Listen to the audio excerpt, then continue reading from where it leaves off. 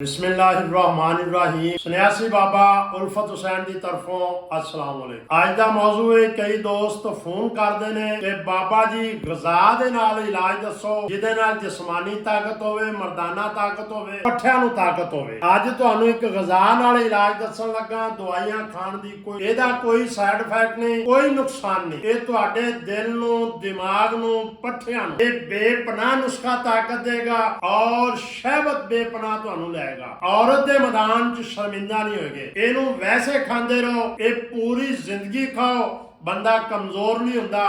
ਇਹਦਾ कोई side effect नहीं। कई बंदे परेशान हो जाते हैं, दिन रात लगे रहते हैं, खाना पीना कुछ नहीं। और अगर अपने अंदर कोई सुटोगे खुराक तो बंदा टैट रहे जी, अंदर ही कख नहीं तो टैट कित्थों होना। फिर बुढ़ी कोलों बंदे ने लित्तर ही खाने ने। नुस्खा नोट कर लो।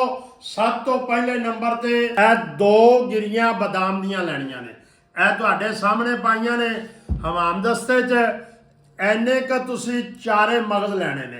ਇਹ ਮੇਰੇ ਹੱਥ ਨਾਲ ਗੌਰ ਕਰਨਾ, ਨੁਸਖਾ ਨੋਟ ਕਰ ਲਓ। ਜ਼ਿਆਦਾ ਨਹੀਂ, 3 ਕ ਦਾਣੇ ਇਹ ਪਿਸਤਾ ਪਾ ਲੈਣਾ। ਇਸੇ ਤਰ੍ਹਾਂ ਇਹ ਮਗਜ਼ ਅਖਰੋਟ ਹੈ। ਇਹ ਤੁਹਾਡੇ ਮਗਜ਼ ਨੂੰ ਵੇਖੋ, ਇਹਦੀ ਸ਼ਕਲ ਜਿੰਨੀ ਹੈ ਇਹ ਮਗਜ਼ ਜੈਸੀ, ਬੰਦੇ ਦੇ ਦਿਮਾਗ ਜੈਸੀ ਹੈ। ਇਹ ਬੇਪਨਾਹ ਤਾਕਤ ਦਿੰਦਾ ਹੈ। ਜ਼ਿਆਦਾ ਨਹੀਂ, ਇੰਨਾ ਕ ਅੰਦਾਜ਼ੇ ਨਾਲ ਇਹ ਵੀ ਪਾ ਲੈਣਾ। ਇਸੇ ਤਰ੍ਹਾਂ ਇਹਨਾਂ ਚੀਜ਼ਾਂ ਨੂੰ ਇਹ ਖਜੂਰਾਂ ਲੈਣੀਆਂ ਨੇ। ਇਹ 2 ਅਦਦ ਪਾਣੀਆਂ ਨੇ। ਇਹ 2 ਖਜੂਰਾਂ ਤੁਹਾਡੇ ਸਾਹਮਣੇ, ਇਹਦੀ ਇਹ ਗੁਠਲੀ ਕੱਢ ਲੈਣੀ ਹੈ। ਇਸੇ ਤਰ੍ਹਾਂ ਸਾਰੀਆਂ ਚੀਜ਼ਾਂ ਪਾ ਕੇ, ਇਹ ਮੁਗੱਲਜ਼ ਵੀ ਨੇ, ਇਹ ਤਾਕਤ ਵੀ ਦੇਣਗੀਆਂ, ਸ਼ਹਿਬਤ ਹੀ ਦੇਣਗੀਆਂ। ਇਹ ਤੁਹਾਡੇ ਜਿਸਮ 'ਚ ਥਕਾਵਟ ਨਹੀਂ ਹੋਏਗੀ।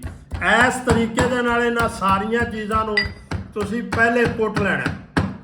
ਇਹ ਜਿਵੇਂ ਮੈਂ ਇਹਨੂੰ ਕੁੱਟ ਰਿਹਾ, ਇਹ ਜਿਸ ਵਕਤ ਇੰਜ ਕਰਕੇ ਸਾਰੀਆਂ ਚੀਜ਼ਾਂ ਇੱਕ ਜਾਨ ਹੋ ਜਾਣਗੀਆਂ। ਇਹ ਕੁੱਟੀਆਂ ਗਈਆਂ ਨੇ।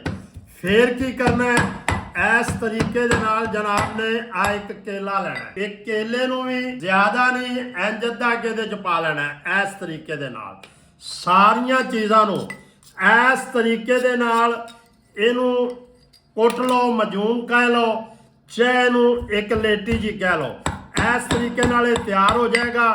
ਇਹ ਜ਼ਾਇਕੇ ਦਾ ਜ਼ਾਇਕਾ ਔਰ ਦਵਾਈ ਦੀ ਦਵਾਈ ਹੈ। ਇਹ ਤੁਹਾਡੇ ਪੱਠਿਆਂ ਵਾਸਤੇ, ਮਰਦਾਨਾ ਤਾਕਤ ਵਾਸਤੇ, ਅਸਾਬੀ ਕਮਜ਼ੋਰੀ ਵਾਸਤੇ ਇੱਕ ਬਿਹਤਰੀਨ ਚੀਜ਼ ਹੈ। ਲੇਕਿਨ ਇਹ ਤੁਸੀਂ ਖਾਣੀ ਕਦੋਂ ਹੈ, ਇਸ ਤਰੀਕੇ ਨਾਲ ਇਹ ਮਿਕਸ ਹੋਊਗੀ ਸਾਰੀ ਚੀਜ਼। ਇਹਨੂੰ ਖਾਣਾ ਚਮਚੀਆਂ ਦੇ ਨਾਲ, ਮਜ਼ਾ ਬੜਾ ਆਵੇਗਾ।